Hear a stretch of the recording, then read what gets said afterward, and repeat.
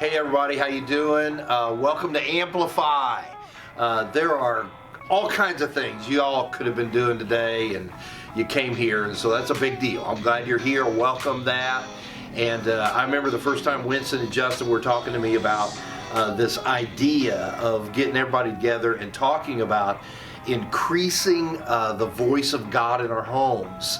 And I just want to let you know that if we can figure a way to get kids thinking about a God worldview, that they think about God in everything they do, everything they decide, all their relationships. Man, if we can figure out how to do that at home, I'm just going to tell you, it's going to have crazy impact in the world. So what you're doing today is valuable, and I commend you for that. And you have a great day. Look forward to how God is going to work in your homes. Take care.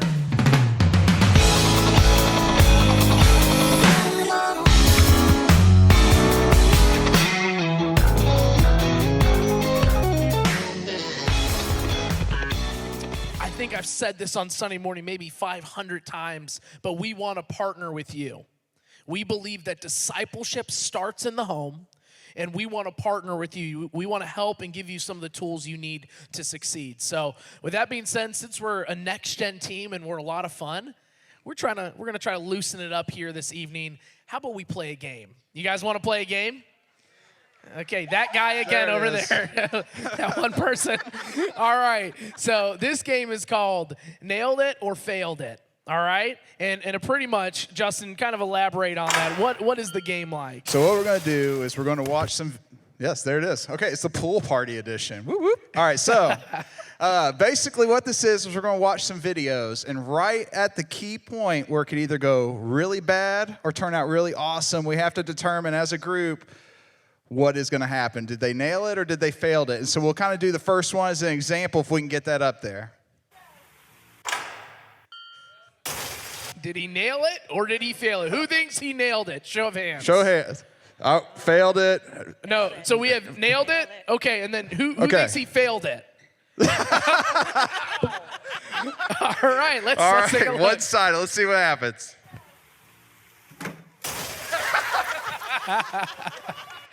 Oh, wow. So far, we're doing pretty good. Okay, now you guys know how to play this game and what we teach your kids.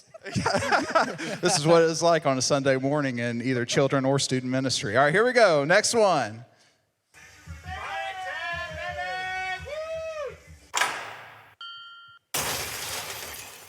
He's very confident. Nailed it? Okay. All right, who says nailed it? I think he nailed it. All right. Who thinks they failed it? Man, okay, that looks pretty even. I saw people lift their hands twice. They're very uncertain, though. There were people they're like, I even heard some, okay, Mike's sweating. I just saw you wipe you're like, all right.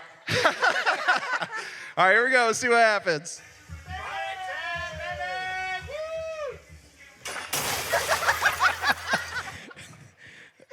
So we know if it's a diving board, it's probably bad. Yes, was that the same video but a different angle? A different, yes, exactly. Except I like the American flag swim trunks. Those were pretty awesome. Who wouldn't? Especially a week after Veterans Day. Okay? All right. All What's right, next? here we go. Oh, no. So historically, so far, if there's a diving board, it's bad. I think I saw Winston do this summer at somebody's pool at a home invasion. I did not. That is not And I'm pretty true. sure he failed it, so I'm going to go with Hastings fail. did it. Oh. Yes. All right, who thinks he nails this? All right. Failed it? Okay, we're going with, hey, I like where you're at. Here we go. Wow. Okay. I'm not gonna lie, that's pretty impressive. That's very nice. I did that. Yes, that was me. So Yes. Now he says yes. That was me. All right, let's see another one. Let's go ahead and play that.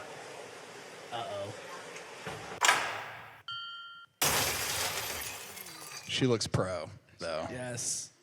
I don't know. I'm very confident that she's going to get I think this she's one. going to. Who thinks she nailed it? Show of hands. I'm going to go with that. Failed All right. it? You guys just like to see it. All right, here we go.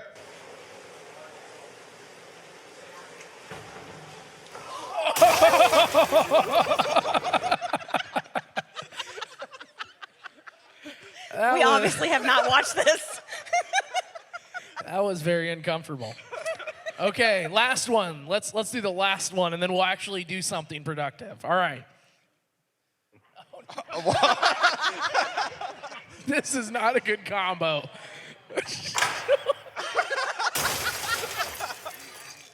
All right, who thinks that he nailed it?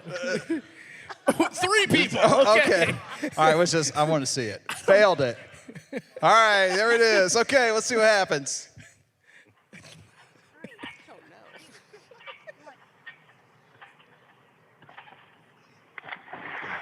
Okay. All right. A majority of us were wrong. Oh, okay. All right. Well, thank you for playing that game with us. You can now go home, and hopefully you learned something. Wait, what? What did I just miss? Okay. The best one, though. All right. Go ahead, Justin. All right, so kind of what we talked about is we felt really convicted about doing something and investing in families here at Eastside Christian Church. And so we listened to our families, and we've talked with so many of you guys, and we've sent emails and got so much feedback and learning about the struggles that you guys are having in the home. And we've heard the insecurities and the fears and everything that everybody is having. And so we wanted to come alongside of you. We didn't want to sit still and not do anything any longer. So that's why we kind of came up with this idea to launch this event called Amplify to kind of kick off this new thing that we want to start for over the next year.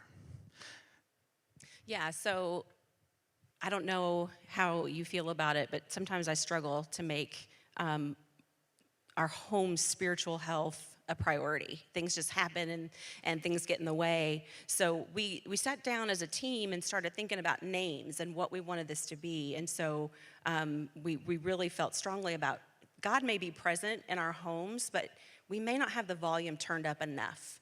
So that's where that whole amp it up kind of thing came from. And we certainly aren't claiming to have all the answers. We don't. We all have kids of different ages.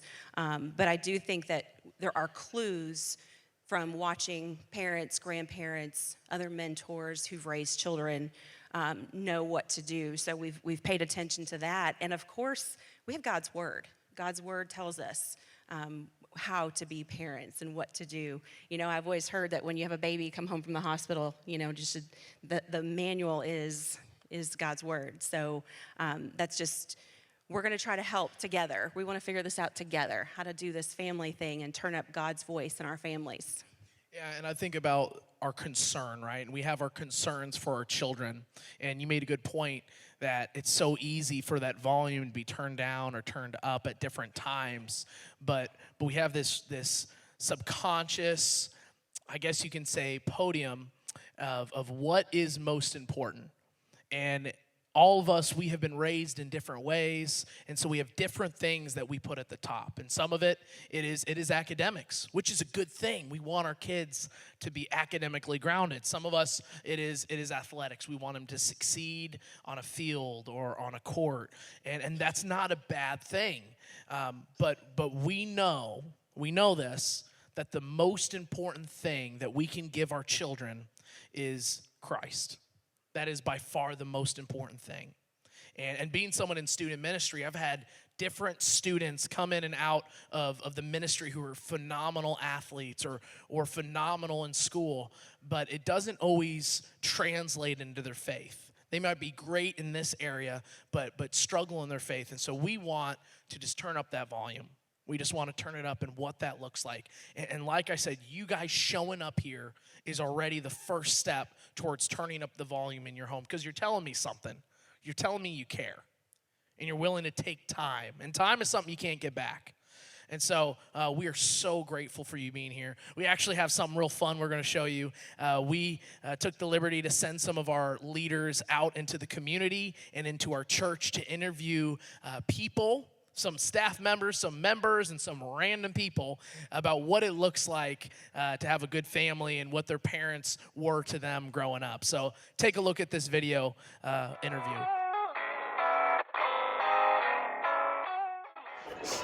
I see a prime suspect waiting to be asked the question. So let's go.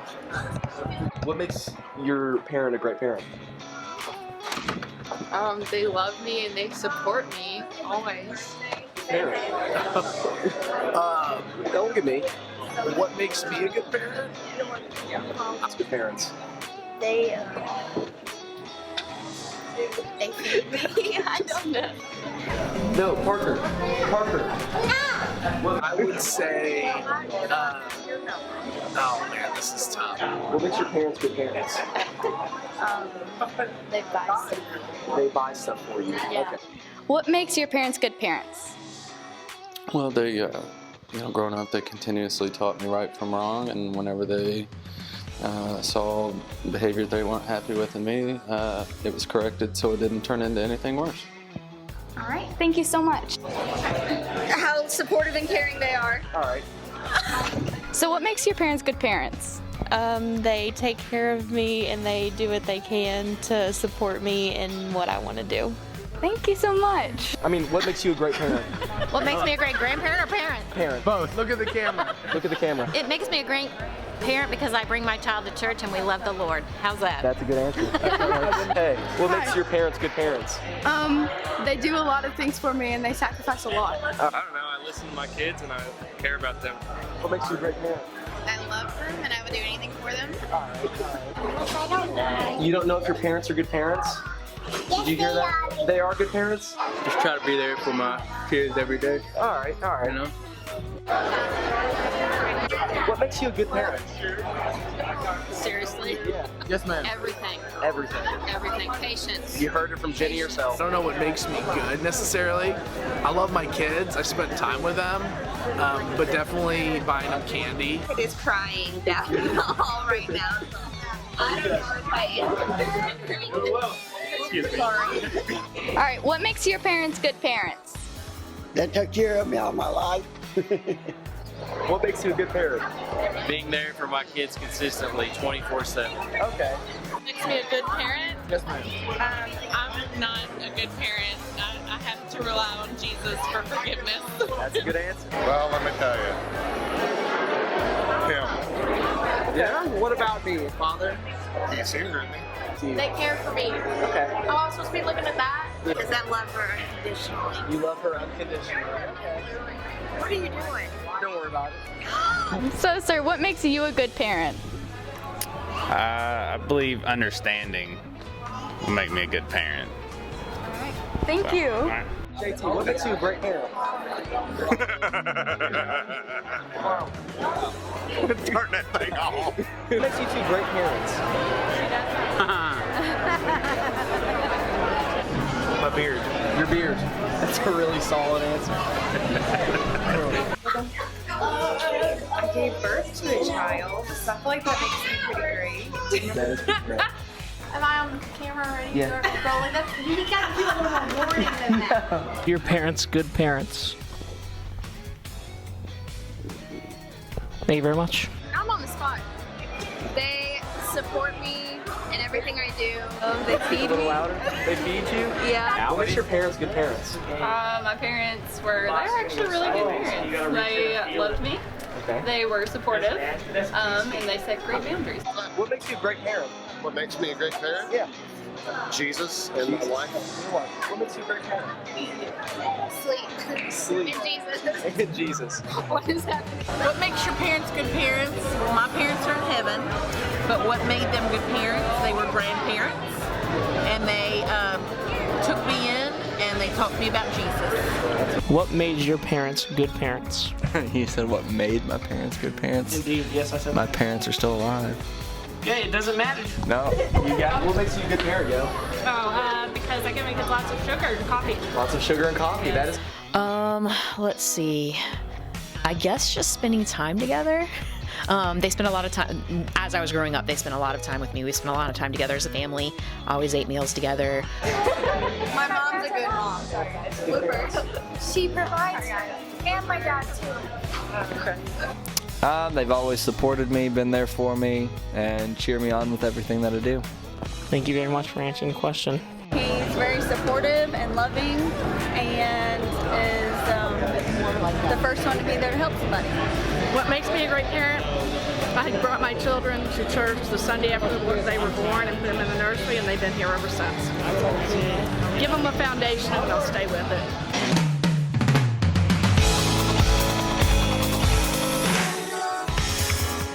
All right. So good news is that as long as you're feeding your kids, you're probably doing pretty good. Because a majority, well, when we asked kids, it was more than just 2 that said, feed me. So it's pretty cool. So anyway, welcome to Amplify. And this is the first of many events that we have planned for the remainder of not the remainder of this year, but starting next year. And so what we're going to focus on through this launch of this first thing is we're going to focus on doing 3 things at home. And that's going to be reflecting Sunday. So talking about what we're doing or what was being talked about from stage here, or if it's in student ministry or children's ministry, just reflecting Sunday, praying together as a family, and doing a devotion weekly as a family. And we just really, really believe if we do those 3 things, that it could make a world of difference in our homes. And so if you kind of listen to those 3 things, if I'm being 100% honest, we do probably a couple of those halfway decent, me and my wife do, but we haven't really fully. So we're all going to be doing this together is what I'm trying to say, is we're all learning and we're all doing this together, and so it's pretty awesome. Parenting is pretty hard. I think most of us in here could probably say that there's been times where we thought we had it figured out, and there's some times where we feel like we've really missed the mark, and it seems like for me that every time that I started to get into a rhythm, my kids hit a different stage of something. Lucy, she goes through this diaper thing, and then all of a sudden she starts to become more self-sufficient. I'm like, oh, this is awesome. And now she's talking back. And so now I'm like, what is... So I'm like, man, what is going on? And then my son, he's a little bit crazy. We just set up all our Christmas decoration, and he's worse than a cat. He's knocked the tree down like 3 times. And so every time that I feel like we're getting this thing figured out, something new happens. And so no matter how many books we read or things that we watch or whatever, parenting is hard. And it's really, really hard for us to really figure it out until we actually are doing it. And so we took a poll over a year ago, and we asked the parents to give us one thing that you guys wanted us to talk to students about. And it was crazy the amount of responses we got that said social media. You guys wanted us to talk to your kids about social media. Your son or your daughter, you're concerned with either how much they were on the social media or how they were actually using their social media. And so I was looking at some studies, and this study was conducted by, and I want to look at this because I don't want to get this wrong because we're recording this and I don't want to lie.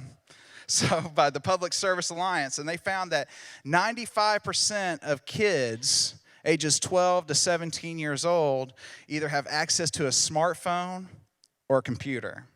And of that 95%, 71% of them reported that they were on some form of social media platform at least 10 times a day.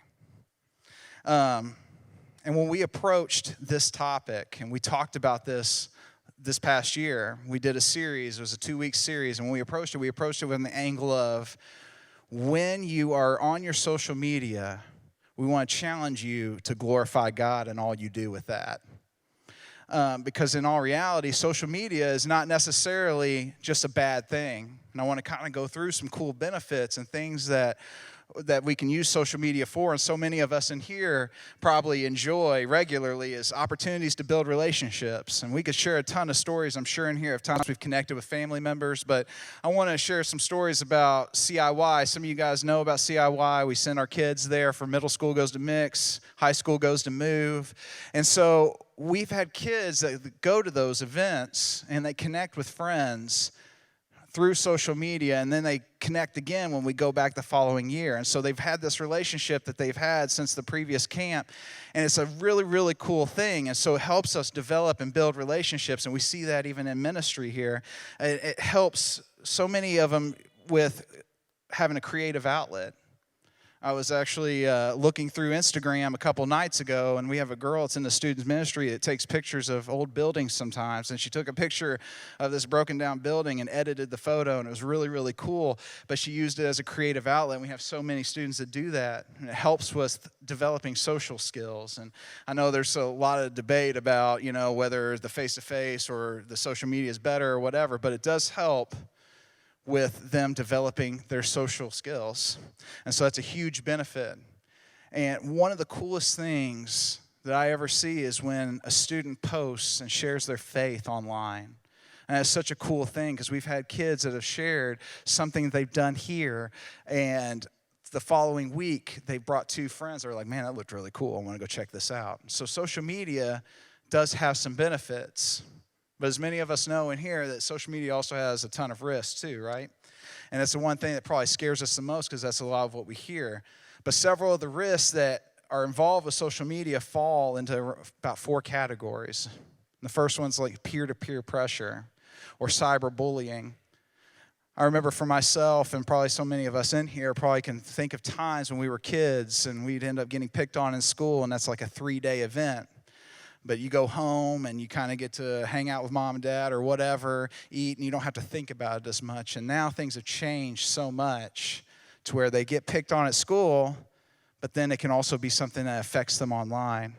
We talked actually to a ton of our students and asked them about that, and a lot of our students that are over there have faced that at some point in time. Pew Research Center found that 24% of teens say that social media has had a negative effect on their life. And of that 24%, 27% of them said that it was because of this cyberbullying. So it's just something for us to kind of be aware of that happens. Another category is inappropriate content. We talk to students all the time, and so many of them have been asked for pictures of something that we probably wouldn't want them sending. It's just one of those things. It's something that they've had. It's just something that we have to have awareness on. Is a lack. Our students have a lack of understanding, and that's another one. A lack of understanding or online privacy issues. Sometimes our students don't understand what the impact of a digital footprint can be, and what that can end up happening to them in the future. And there was also a research that found that they've had this new phenomenon. It's called Facebook depression, and it's not just because of Facebook, it's just social media, but that's just what they've coined it as. And it's defined as depression that develops with preteens that spend a great deal of time on social media sites. And this morning, Donnie, our Gruce pastor, was kind of talking to our students, and he asked them, he said, hey, if you guys post a picture, how many times a day do you go and check that photo? And a lot of them are like, oh, no, all the time. I go and look at it all the time. And he asked them, okay, why? And I was sitting in the back, and no one wanted to answer, but finally someone raised their hand and said, well, I want to see how many likes I got. And truth is that they get, so many of our students and so many kids now, they find their value and how many likes they're getting on Facebook, or if their photos, or if their statements, or if their quotes are being shared. And they have this so much pressure when it comes to their online personas. They have an unrealistic view of other people's lives, and they see people who are getting likes, and they want to be like that. That's where they're finding their worth. And so I want to share a story. I had a teenager that was living in my home for a little over a year. And I'll be 100% honest with you guys. I had literally no idea. My wife's in here, and she'd probably say that too. We did not have a clue how to raise a teenager at all in the house. And so she came from a place where she had no structure or any rules. So she kind of came, and it was a completely different deal. But we brought her in, and we loved her, and so I started following all of her social media sites and trying to kind of monitor kind of what was happening with her. And so 9 months in, we discovered that she was doing some dishonest stuff online and through social media sites. And my first reaction when we found out about that was to go yell at her. But I felt this stirring inside of me that told me to sit still for a moment. And in that moment, I felt like I failed. I felt like I failed, and I felt like I failed her in some way. And I was hurt, and I was annoyed. I felt betrayed and disrespected. And she came from a place that didn't have a biblical worldview, and she was still trying to figure all this stuff out. And truth is, with me, I was completely lost on how to handle that situation. And if I had to do it all over again, if I had a chance to go back and do all of that again, I would implement these 3 things that we're going to be talking about over the course of this next year. Because we really do believe that if we focus on reflecting Sunday, prayer, and a weekly devotion as a family, then this social media thing wouldn't be something that we have to necessarily be scared of or fear or dread, because there will be that inevitable day when our kids are going to be asking us. I think about that with my 6-year-old. I mean, not obviously anytime soon, but it's probably going to be coming quicker than I think. And raising kids is hard, like we said, but it's even harder when we try to do that alone.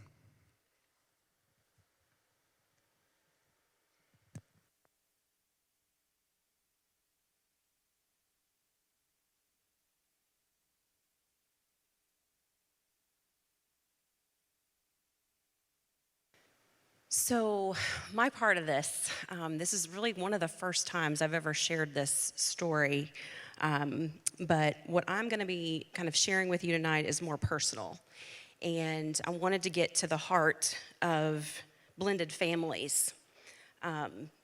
So we're going to talk a little bit about I'm going to give you a little bit of background and kind of talk about some obstacles with blended families, and then also the opportunities that come with blended families.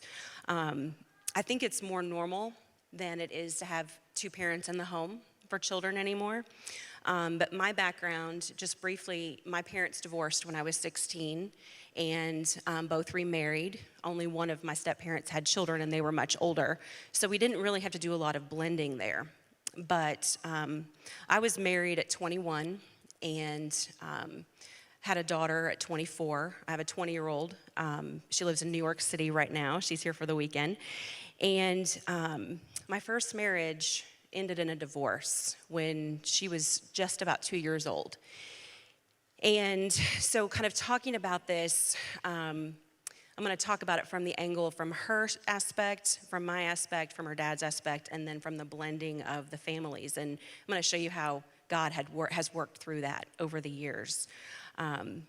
She's only known one thing in life. A lot of times people say, how do you blend your families with a step-parent?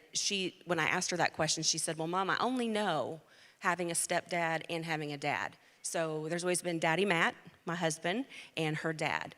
All of her life, that's all she's ever known. But there were early obstacles with that divorce situation and with remarriage. The early obstacles were there was a lot of anger. There was a lot of anger between her dad and me. There was jealousy. There was a lack of control. Everything always led to fighting, it seemed like, and arguments and poor choices. And I mean, we're talking this was 18, 19 years ago. But at some point early on, I know the Holy Spirit convicted me and my husband, Matt, and we came to Eastside. We started coming here, and just coming back to a church family was the one thing that really sparked a change that put us on the path that we're on now, and it has really been a great thing. God can fix any mess that we create if we let him, and that's what he did in our situation. So communication between my ex-husband and I gradually improved. We were able to talk to each other about our daughter because we had an entire lifetime together still, even though we were divorced. And now we had an entire lifetime together with my husband, and he was dating some other women at the time. So we decided that we were going to put her in front of all of our personal issues. That was the number one most important thing. And the way we talked to each other made a difference. We sought counseling and did some different things like that.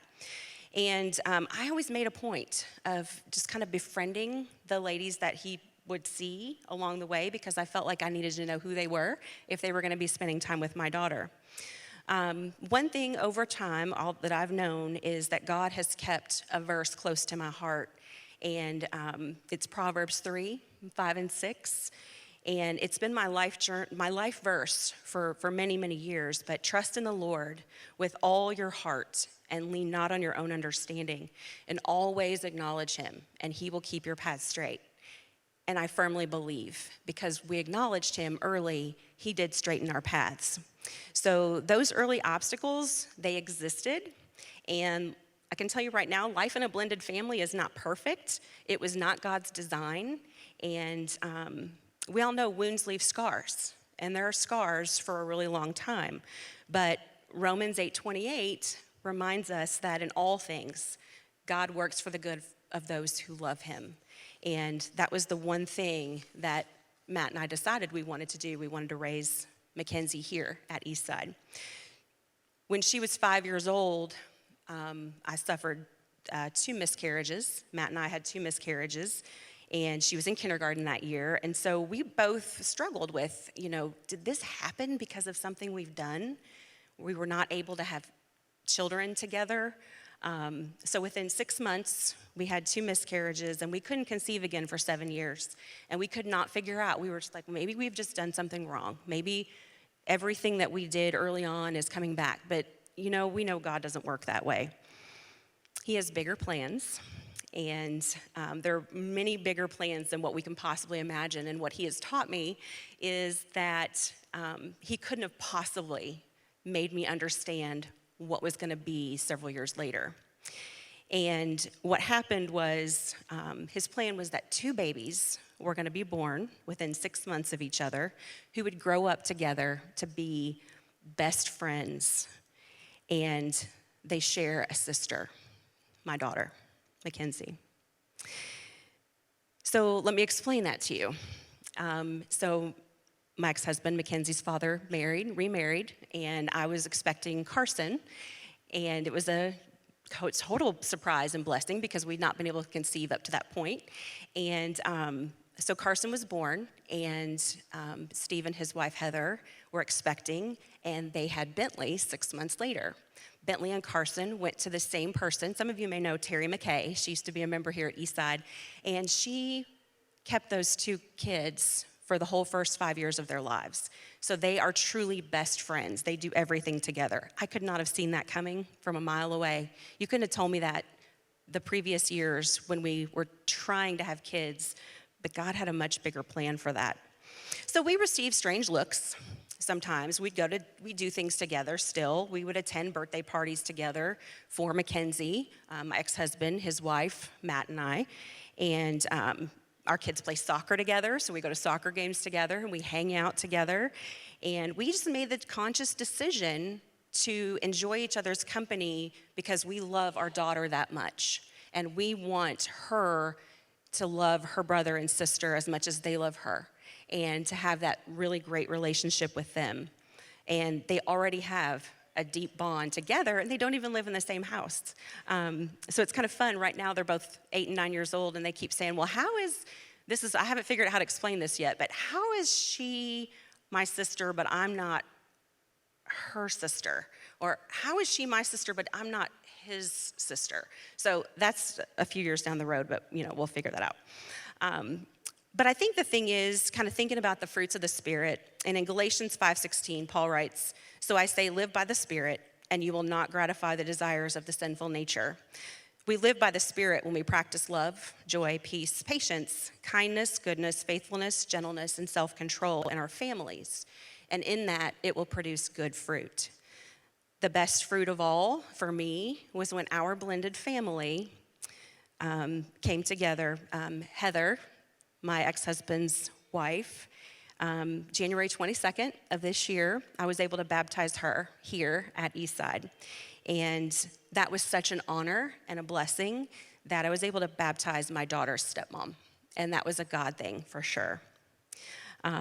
There's been a lot. And again, I can't say that that I would have seen it coming. But if you have a blended family situation, if you have a divorce that you deal with a step parent or you deal with an ex, all I can say is pray and trust God, because he does have big plans and he will work things out for good. I couldn't have possibly done what he has done for me and my family. It's pretty amazing. So I'm going to leave you tonight with a verse from Ephesians chapter 5, verse 21. And it reads, "Submit to one another out of reverence for Christ. Yielding to others and to Christ in our blended families will make them strong. We put him in the center. He will do the work." Thank you, Amy. And I hear both Justin and Amy and sharing on these topics.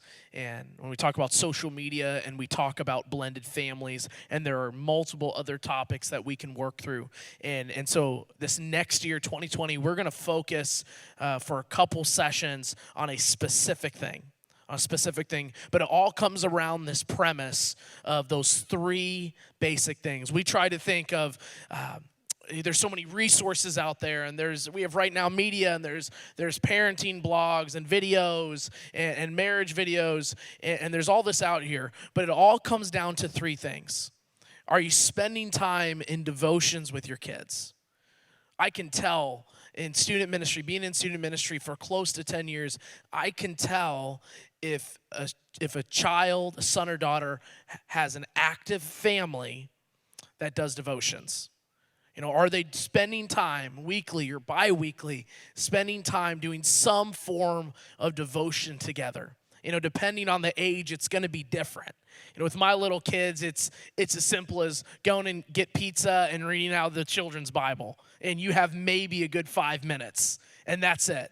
But as they get older, it develops and it changes. And we have some amazing resources here. We pay a lot of money as a church to have this thing called Right Now Media, so we can give you resources so you don't have to recreate the wheel. There are things you can do, but in the end, there's great videos on there that can help you in those devotion times. Also, we thought when thinking over this, man, a family's got to pray with each other. So making it a priority to pray daily. I don't know if it's before bed or in the morning before school, but a family, it's an old cliche, that stays together, prays together. A family that prays, that is a powerful thing. And we think, man, I don't know how to pray or I don't know the specific times, but the best way to do it is to set a time. I've shared this before. My mom, she used to pray with me every night. And at the time, it bothered me because I just wanted to go to sleep. But she'd go room to room, and she'd pray with each one of my siblings and then work her way and pray with me. With my daughter, what helps best is to pray at night. But I got the luxury to take her to school, so I've been trying to do that. Start the day in prayer and end the day in prayer. But finding a time that works best for you to pray with your son or your daughter or your grandchild, just making that a priority. And then there's something powerful about reflection. We hear these sermons, and I know with myself, you teach, and then you ask, okay, what's going to happen with that? What's going to change, or what's going to be the result? And one of the best things we can do is talk about it. Is just start talking about it, because the more we talk through it, the easier it is for us to understand it. Or this kind of stood out for me. And with our children, they're going either to our children's ministry or middle school ministry or high school ministry. There's different things that they're learning that you're not, and vice versa. There's things that you're learning that they're not learning. And so one thing that could really help is to reflect. If church is a priority, whether it's a Thursday or a Sunday, make it a priority to spend time after church and just ask questions. What'd you learn? What is it that jumped out to you? This morning in our children's program, my daughter was telling me how she learned about Moses. And the 10 Commandments, and he was on this mountain.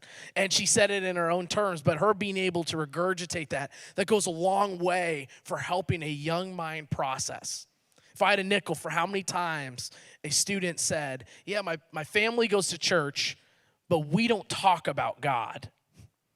I am in awe of how many students that say we have this compartmentalized time in our week where this is church time, but it never gets past that in our home. It never gets that next level connecting with our son and daughter.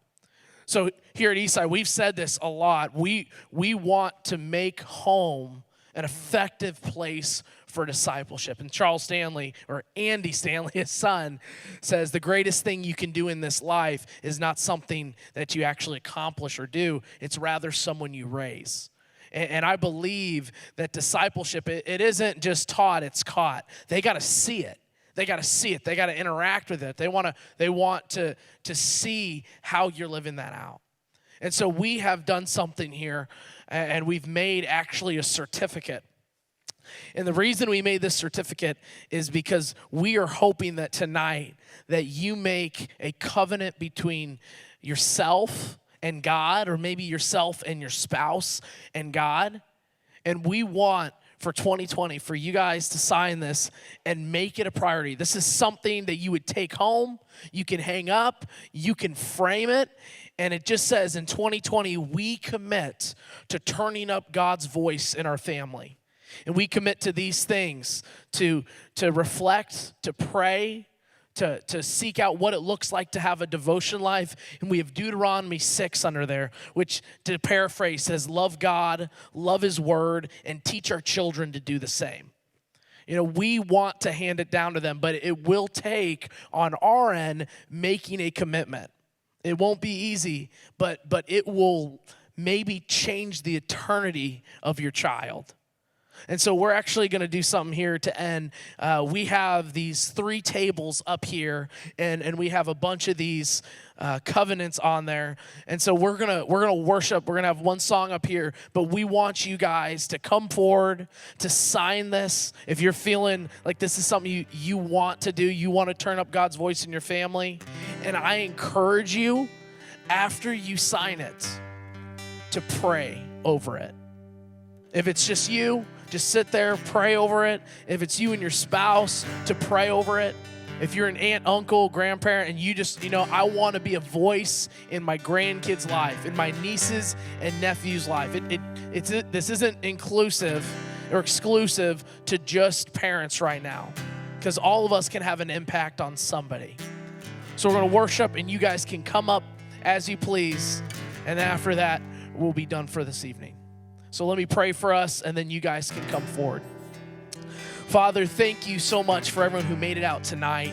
And I know this is just the beginning of many more of these events. And I think about turning up your voice. And God, I know that there are things I am passionate about and we're passionate about. And when we have passion for something, we will do everything in our power to succeed or to receive that. But so often we're intimidated when it comes to the role of discipleship.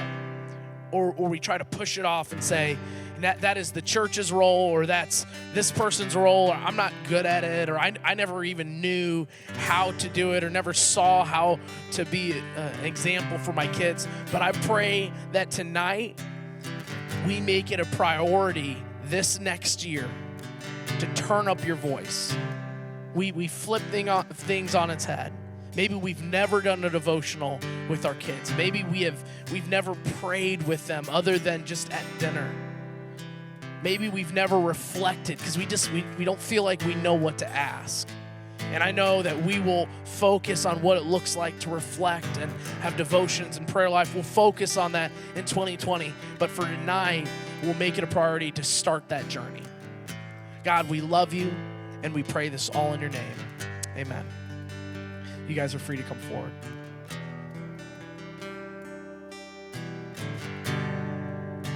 Worthy of every song we could ever sing,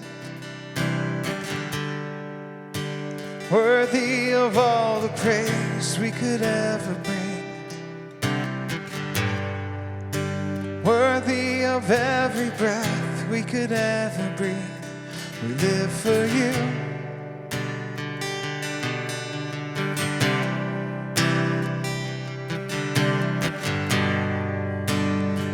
Jesus, a name above every other name. Jesus, the only one who could ever save. Worthy of every breath we could ever breathe. We live for you. We live for you. And holy, there is no one like you. There is none beside you. Open up my eyes in wonder and show me who you are, and fill me with your heart and lead me in your love to those around me.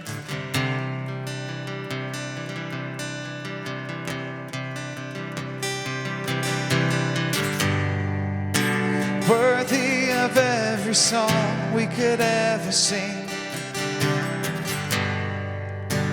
Worthy of all the praise we could ever bring.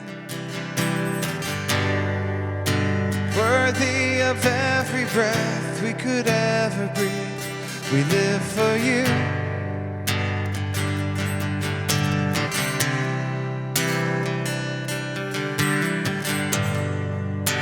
Jesus, a name above every other name.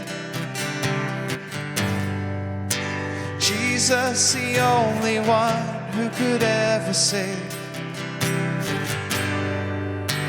Worthy of every breath we could ever breathe. We live for you. We live for you. Holy, there is no one like you. There is none beside you. Open up my eyes in wonder and show me who you are, and fill me with your heart and lead me in your love to those around me.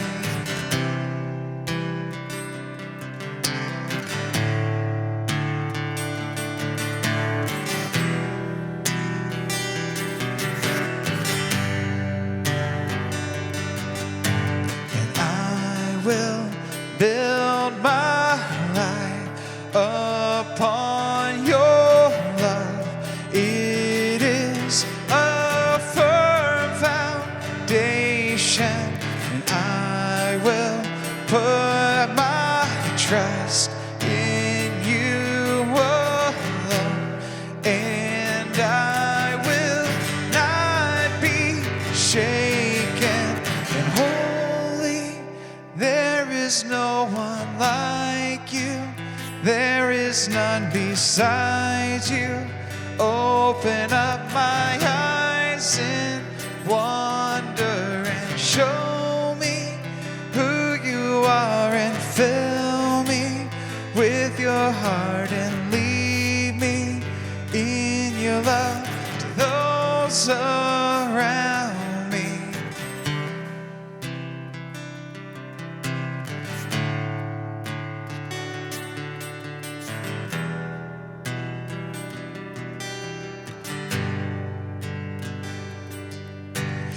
I will build my life upon your love. It is a firm foundation, and I will put my trust in you alone, and I will not be shaken.